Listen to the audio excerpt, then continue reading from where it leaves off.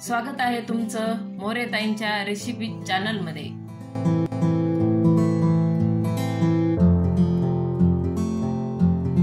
चला तर मग व्हिडिओमध्ये पुढे जाण्याआधी बेल आयकॉन दाबून चॅनलला सबस्क्राइब करा आणि सुरू करा मोरेताईंसोबत आजची ही चवदार रेसिपी बनवायला।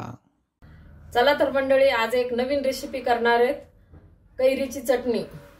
आता आपण कैरीच्या चटणीचं साहित्य बघून घेऊ।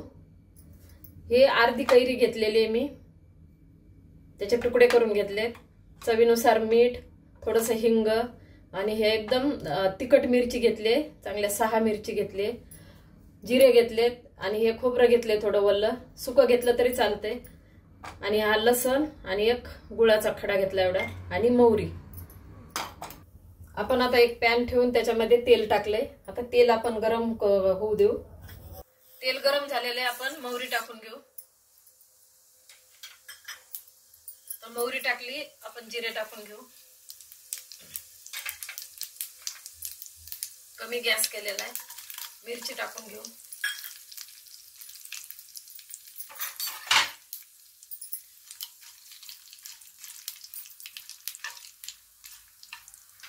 खोबऱ्याला पण आपल्याला याच्यामध्ये भाजून घ्यायचंय।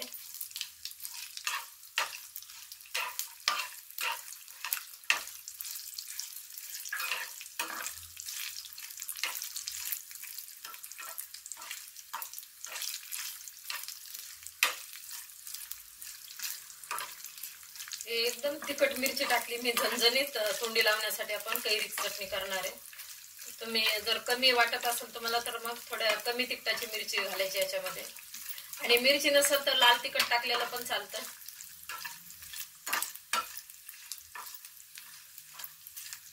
आपला आता हे भाजून झालेलं आहे, बंद केला गॅस। आता आपण हे पूर्ण भाजलेलं मिक्सरच्या भांड्यात टाकू आणि तेल टाकले का तेल असंही त्याच्यामध्ये टाकून द्यायचं।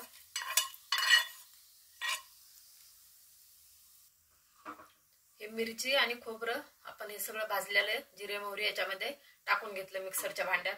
आता राहिलेलं साहित्य टाकून घेऊ। हे थोडंसं एक चुटकी हिंग घेतलंय, ते पण टाकून घेऊ। हा गुळाचा खडा घेतलेला आहे, तो टाकू। लसण घेतलेला आहे, मीठ घेतलेलं आहे चवीनुसार, आणि ही अर्धी कैरी कापून घेतलेली ती टाकू।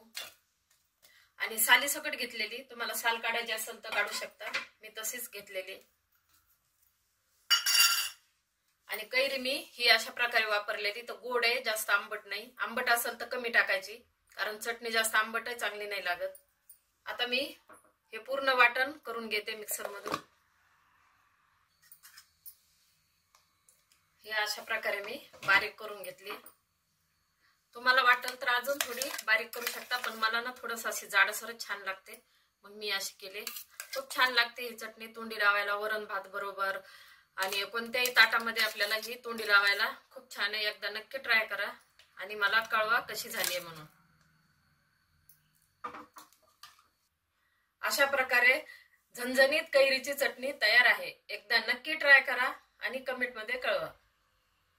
तुम्हाला हा व्हिडिओ आवडला असेल तर लाईक करा आणि अशाच प्रकारच्या चवदार आणि चमचमीत रेसिपीसाठी सबस्क्राईब करा आणि कमेंट मध्ये कळवा तुम्हाला कोणत्या रेसिपीज बघायला आवडतील।